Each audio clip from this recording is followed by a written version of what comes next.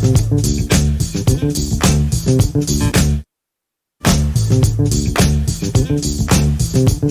like sugar, so sweet, good enough to eat.